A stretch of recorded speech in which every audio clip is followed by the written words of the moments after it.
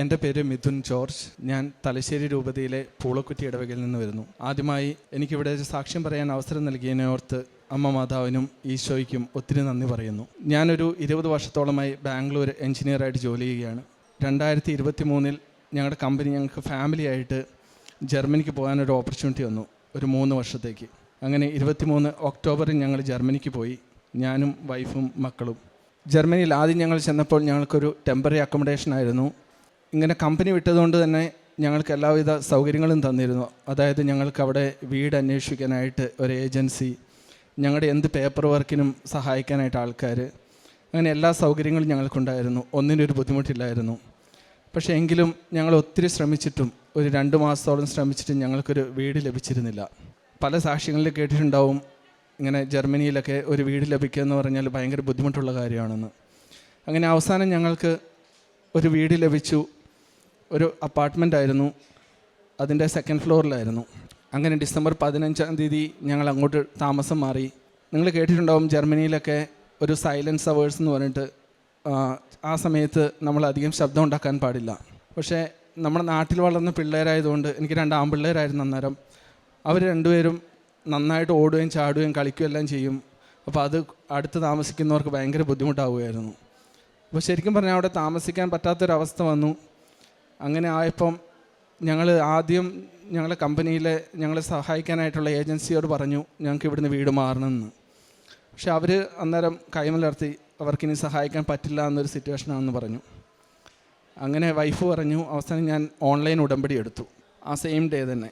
അങ്ങനെ ഞങ്ങൾ 2 ദിവസത്തിനുള്ളിൽ തീരുമാനിച്ചു എന്തൊക്കെ സംഭവിച്ചാലും ഈ വീട്ടിൽ നിന്ന് മാറണം, കാരണം ഇനിയുള്ള 3 വർഷം ഈ ഒരു അവസ്ഥയിൽ കടന്നു പോകാനായിട്ട് പറ്റില്ല എന്ന് വിചാരിച്ചു. അങ്ങനെ ഡിസംബർ 18-ാം തീയതി ഞങ്ങളുടെ ലാൻഡ് ലോഡിനോട് പറഞ്ഞു ഞങ്ങൾക്ക് ഇവിടുന്ന് വീട് മാറണമെന്ന്. അപ്പോൾ ഞങ്ങൾ ആ വീട്ടിൽ കയറിയ സമയത്ത് ഒത്തിരി നാളെ വീട് ഉപയോഗശൂന്യമായിട്ട് കിടക്കുമായിരുന്നു, അതായത് ആരും ഉപയോഗിക്കുന്നില്ലായിരുന്നു. അങ്ങനെ വീട് മൊത്തം തണുത്തുറഞ്ഞ് കിടക്കുമായിരുന്നു. അപ്പോൾ അവിടെ ഹീറ്റിംഗ് ഒക്കെ ഇച്ചിരി പ്രോബ്ലം ഉണ്ടായിരുന്നു, ഹീറ്റിംഗ് ഒക്കെ ആയി വരാൻ സമയം എടുക്കുന്നുണ്ടായിരുന്നു. അപ്പം ഞങ്ങൾ അതൊരു കാരണമായിട്ട് പറഞ്ഞു ഓണറിൻ്റെ അടുത്ത്, അതായത് ഹീറ്റിങ്ങിൻ്റെ പ്രോബ്ലം കൊണ്ടാണ് ഞങ്ങൾ മാറുന്നത്, അല്ലെങ്കിൽ സാധാരണ രീതിയിൽ 3 മാസത്തെ നോട്ടീസ് പീരീഡ് കൊടുക്കണം. അപ്പോൾ ഓണർ പറഞ്ഞു ഓക്കെ, ഹീറ്റിങ്ങിൻ്റെ പ്രോബ്ലം ആണെങ്കിൽ ഞാനൊരു ടെക്നീഷ്യനെ വിട്ടിട്ട് അത് ചെക്ക് ചെയ്യിക്കാം, അതിനുശേഷം നമുക്ക് തീരുമാനിക്കാമെന്ന്. ഞങ്ങളുടെ എന്തോ ഭാഗ്യം കൊണ്ട് അതൊരു വെക്കേഷൻ ടൈം ആയിരുന്നതുകൊണ്ട് ടെക്നീഷ്യൻ പറഞ്ഞത് ജനുവരി ലാസ്റ്റിലേക്ക് വരാൻ പറ്റുള്ളൂ എന്ന്. അപ്പോൾ ഓണർ പറഞ്ഞു ഓക്കെ, എന്നാൽ പിന്നെ നിങ്ങൾ വീട് കാലി ചെയ്തോളൂ, പൊയ്ക്കോളൂ, 1 മന്ത് നോട്ടീസ് തന്നിട്ട് പൊയ്ക്കോളാൻ പറഞ്ഞു. ആ സമയത്ത് ഞങ്ങൾ വീണ്ടും ഒരു എന്താണ് ചെയ്യേണ്ടതെന്ന് അറിയത്തില്ലാത്തൊരവസ്ഥയിലായിരുന്നു. കാരണം വേറൊരു വീട് എങ്ങനെ തപ്പി കണ്ടുപിടിക്കും, അതും ഇനി ഗ്രൗണ്ട് ഫ്ലോർ വേണം, ഇല്ലെങ്കിൽ ഇതേ അവസ്ഥയിലൂടെ വീണ്ടും കടന്നു പോകേണ്ടി വരും. അപ്പം വീണ്ടും ഉടമ്പടി പ്രാർത്ഥനയിലും മാതാവിനോടും പ്രാർത്ഥിച്ചുകൊണ്ടിരുന്നു കണ്ടിന്യൂസ് ആയിട്ട്. അങ്ങനെ ഞങ്ങൾ ഇതിനു മുൻപ് കണ്ടിരുന്നൊരു വീട്ടിൽ ഞങ്ങളെ റിജക്റ്റ് ചെയ്തതാണ് പണ്ട്. അവിടുത്തെ ഓണർ ഞങ്ങളെ വിളിക്കുകയാണ് 2 ദിവസം കഴിയുമ്പോൾ. അയാൾ ഞങ്ങളോട് വന്ന് പറയുകയാണ് നിങ്ങൾക്ക് വീട് വേണമെങ്കിൽ വന്നിട്ട് കണ്ടോളൂ, ഇഷ്ടപ്പെട്ടെങ്കിൽ കോൺട്രാക്റ്റ് സൈൻ ചെയ്തോളൂ ഇമ്മീഡിയറ്റ് എന്ന്. ഇത് ഞങ്ങളോട് പറയുന്നത് ഡിസംബർ 24-ാം തീയതി. ഡിസംബർ 25-ന് രാവിലെ ഞങ്ങൾ ചെന്ന് കോൺട്രാക്റ്റ് സൈൻ ചെയ്തു.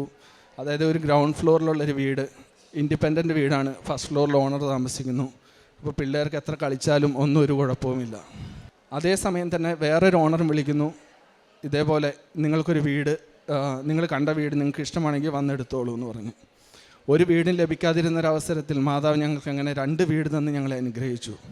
അപ്പോൾ ഇതേ സമയത്ത് ഞങ്ങളുടെ പഴയ ഓണർ ഞങ്ങളോട് അപ്പോഴും ഒരു ദേഷ്യത്തിലായിരുന്നു, നമ്മൾ ഇത്രയും ഷോർട്ട് ടൈം കൊണ്ട് ഞങ്ങളെ വീട് മാറുന്നതിനെ ഓർത്ത്. അങ്ങനെ ജനുവരി അവസാനത്തോടെ ആയപ്പം ആ ടെക്നീഷ്യൻ വന്നു ഹീറ്റിങ്ങിൻ്റെ ഒക്കെ ചെക്ക് ചെയ്യാനായിട്ട്. അയാൾ വന്ന് ചെക്ക് ചെയ്തു, എന്നോട് പറഞ്ഞു റിപ്പോർട്ട് ഞാൻ ഓണർക്ക് അയച്ചോളാം എന്ന് പറഞ്ഞു. ഞാൻ ഓക്കെ എന്ന് പറഞ്ഞു.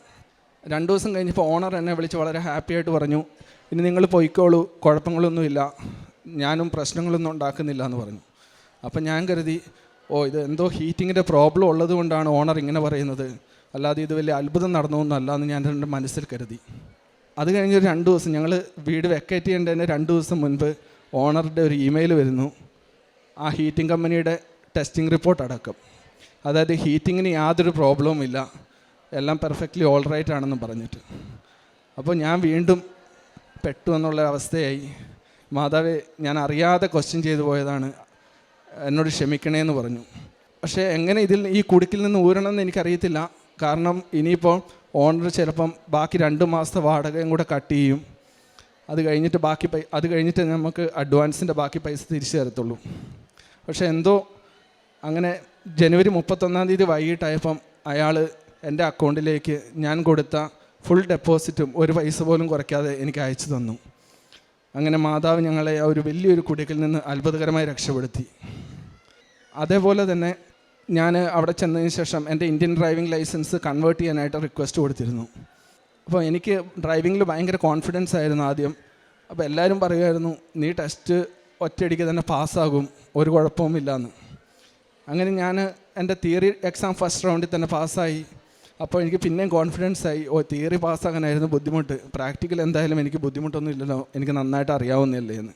അങ്ങനെ പ്രാക്ടിക്കൽ എക്സാമിന് പോയി. അപ്പോൾ എന്നെ പഠിപ്പിക്കുന്ന എൻ്റെ ഇൻസ്ട്രക്ടറും എന്നോട് പറഞ്ഞു, നീ നന്നായിട്ടാണ് ഡ്രൈവ് ചെയ്യുന്നത്, നീ ടെൻഷൻ ആവുകയേ വേണ്ട, നീ എന്തായാലും പാസ്സാവുമെന്ന് പറഞ്ഞു. ഫസ്റ്റ് എക്സാം ഞാൻ ഫെയിലായി. എന്താ കാരണം എന്ന് എനിക്ക് പോലും മനസ്സിലായില്ല. എൻ്റെ ഇൻസ്ട്രക്ടർ എന്നോട് അത് കഴിഞ്ഞിട്ട് പറഞ്ഞു, നീ വളരെ നന്നായിട്ടാണ് ഓടിച്ചത്, എന്ത് റീസണാണ് അയാൾ നിന്നെ ഫെയിലാക്കിയതെന്ന് എനിക്കറിയത്തില്ല, നിന്നെ ഇനി എന്താണ് പഠിപ്പിക്കേണ്ടതെന്ന് എനിക്കറിയത്തില്ല എന്ന് പറഞ്ഞു.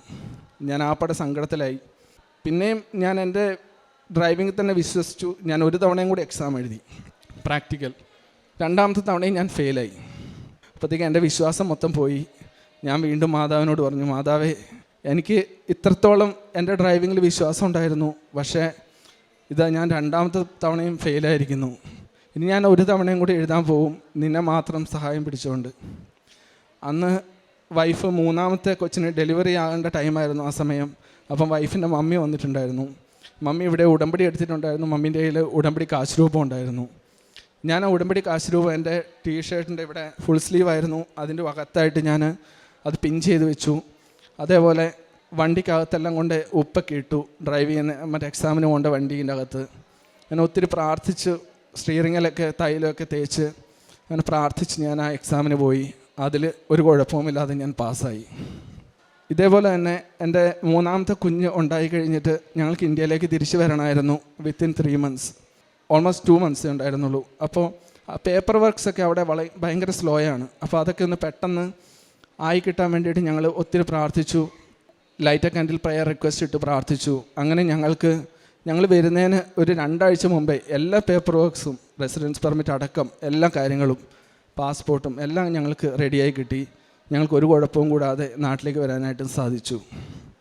ഇങ്ങനെ ഒത്തിരി അനുഗ്രഹങ്ങൾ മാതാവ് ഞങ്ങൾക്ക് തന്നതിനെ ഓർത്ത് നന്ദി പറയുന്നു. ഇങ്ങനെ ഒരു ബുദ്ധിമുട്ട് കൂടെ കടത്തി വിട്ടിട്ടാണെങ്കിൽ പോലും മാതാവ് എന്നെ ഒത്തിരി അനുഗ്രഹിച്ച് എൻ്റെ പ്രാർത്ഥനാ ജീവിതത്തിൽ ഒത്തിരി വ്യത്യാസം വരുത്തി. ഞാൻ ഓൺലൈൻ ഉടമ്പടി എടുത്തപ്പോൾ അത് കറക്റ്റായിട്ട് പാലിക്കാനുള്ള കൃപ എനിക്ക് മാതാവ് തന്നു. കറക്റ്റായിട്ട് രാവിലെ 5:30 എണീക്കാനും അച്ഛൻ്റെ ധ്യാനം കറക്റ്റായിട്ട് എല്ലാ ആഴ്ച കൂടാനും ദിവസവും സാക്ഷ്യങ്ങൾ കാണുവാനും എല്ലാം ഒത്തിരി സഹായിച്ചു. അതോടൊപ്പം ഞാൻ പറയാൻ വിട്ടുപോയ ഒരു കാര്യം, ഞങ്ങൾ ഈ അവിടുന്ന് ഓണറിനോട് വീട് മാറുകയാണെന്ന് പറഞ്ഞതിന് ശേഷം വീട് കിട്ടുന്ന ആ സമയം വരെ ഞങ്ങൾക്ക് ഇഷ്ടമുള്ള ഏരിയയിലെല്ലാം ഞങ്ങൾ ട്രെയിനിൽ പോയിട്ട് അവിടെയെല്ലാം ആ റെയിൽവേ സ്റ്റേഷനിലും ആ പരിസരങ്ങളിലെല്ലാം ഞങ്ങൾ ഉപ്പ് വിതറുമായിരുന്നു.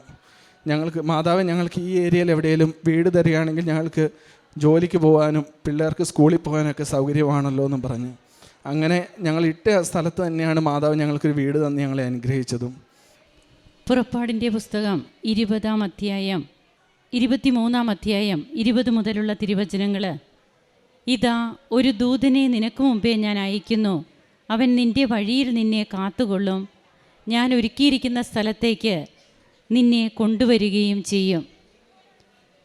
മിഥുൻ കെ ജോർജ് തനിക്ക് ജർമ്മനിക്ക് പോകുവാനുണ്ടായ സാഹചര്യങ്ങൾ, അവിടെ ചെന്നതിന് ശേഷം തൻ്റെ കഴിവിൽ ആത്മാർത്ഥമായിട്ട് വിശ്വസിച്ചിരുന്ന ഒരു മകൻ തനിക്ക് പല കാര്യങ്ങളും കമ്പനിയൊക്കെ ചെയ്തു തരുമ്പോൾ ഇത് മൂലം ഇനി തനിക്ക് എല്ലാ കാര്യങ്ങളും സ്മൂത്താകും, കമ്പനിയുടെ തന്നെ ചിലവിലുള്ള സ്റ്റേ, തങ്ങളുടെ കൂടെ ഒരു വ്യക്തി ഉള്ളതുകൊണ്ട് തങ്ങൾക്ക് യാതൊന്നിനും ഒരു ബുദ്ധിമുട്ടില്ല. മറ്റു പലരും അവിടെ തനിച്ച് പല കാര്യങ്ങളും ചെയ്യുമ്പോൾ കമ്പനിയുടെ അറിവിൽ തന്നെ ഒരു വ്യക്തി തങ്ങൾക്ക് കിട്ടുക, അപ്പോൾ അതിലൊക്കെ തനിക്ക് തൻ്റേതായ ഒരു നേട്ടമായിട്ട് അതൊക്കെ മാനുഷികമായ ഒരു ചിന്തയുമാണ് സാധാരണ ഒരു ചിന്തകൾ.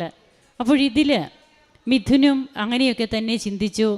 ജീവിതം അങ്ങനെ നല്ല സ്മൂത്തായിട്ട് പോകുമെന്നുള്ള ആ ഒരു കോൺഫിഡൻസ് നമുക്ക് വേണം. എന്നാൽ ഓവർ കോൺഫിഡൻസ്, അതാണ് ആത്മവിശ്വാസം അമിത വിശ്വാസമാകുമ്പോഴാണ് അവിടെ ദൈവത്തിന് പ്രവർത്തിക്കാനായിട്ട് സാധ്യമല്ലാതെ വരിക. അപ്പോൾ ഇതൊരു ഏറ്റുപറച്ചിലാണ്. അതായത് തൻ്റെ ജീവിതത്തിൽ താൻ അറിഞ്ഞ ദൈവത്തെ ഇന്ന് ഈ മകൻ ഇവിടെ വെളിപ്പെടുത്തുകയാണ്. പരിശുദ്ധ അമ്മയുടെ സഹായമില്ലായിരുന്നെങ്കിൽ തങ്ങൾക്ക് വരാമായിരുന്ന ഓരോ വിപത്തുകൾ ഓൺലൈൻ ഉടമ്പടി പിന്നീട് എടുക്കുകയും അങ്ങനെ തനിക്ക് തൻ്റെ പല സാഹചര്യങ്ങളുമൊക്കെ തടസ്സമായിട്ടും അതുപോലെ തനിക്ക് ബുദ്ധിമുട്ടായിട്ടുമൊക്കെ വന്ന ഓരോരോ സാഹചര്യങ്ങൾ, അക്കോമഡേഷൻ്റെ കാര്യം, അങ്ങനെ ഓരോന്നും തനിക്ക് പിന്നീട് മനസ്സിലാവുകയും അമ്മയോട് തന്നെ അതിനെക്കുറിച്ചൊക്കെ സംസാരിക്കുന്നുണ്ട്, അമ്മയോട് മാപ്പ് പറയുന്നുണ്ട്. വീണ്ടും തൻ്റെ ജീവിതത്തിൽ തനിക്ക് ഡ്രൈവിംഗ് ടെസ്റ്റ് അതിൻ്റെ കാര്യമൊക്കെ പറയുന്നുണ്ട്. ഉടമ്പടി നമ്മെ ജീവിതത്തിൻ്റെ ഡ്രൈവിംഗ് ടെസ്റ്റ് പഠിപ്പിക്കുന്ന, അതായത് ഒരു മകനോ മകളോ ഉടമ്പടി എടുത്ത ഒരു വ്യക്തി ജീവിതം എങ്ങനെ ജീവിക്കണം, അതിനെങ്ങനെയാണ് കർത്താവിനെ കൂട്ടുപിടിക്കേണ്ടത്, അതുതന്നെയാണ് ഉടമ്പടി നമ്മെ പഠിപ്പിക്കുക.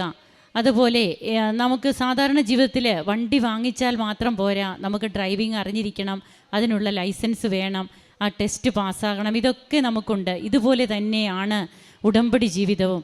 ഉടമ്പടി നാം എടുത്തത് കൊണ്ട് മാത്രമായില്ല, ഉടമ്പടി ജീവിതത്തിൽ അത് ഉടമ്പടി ആരാധനയിലൂടെയാണ് നമുക്ക് എല്ലാ അപ്ഡേഷനും കിട്ടുക.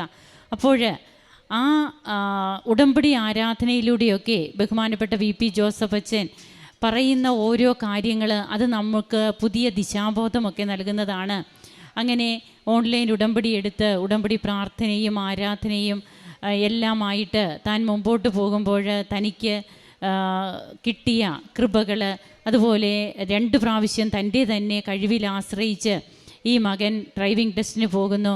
പിന്നീട് ഉടമ്പടി നേർച്ച വസ്തുക്കളുമായിട്ട് പോകുമ്പോൾ അമ്മയോട് അടിയറവ് പറയുകയാണ്, അമ്മേ എനിക്കിനി പറ്റില്ല, അമ്മ തന്നെ കൂടെ വരണം. ഇതെല്ലാം നമ്മുടെ ജീവിതത്തിൽ വരുമ്പോൾ ഇതൊക്കെ പിന്നീടാണ് കൃപകൾക്കുള്ള സാധ്യതകളായിട്ട് ഓരോ മക്കളും മനസ്സിലാവുക.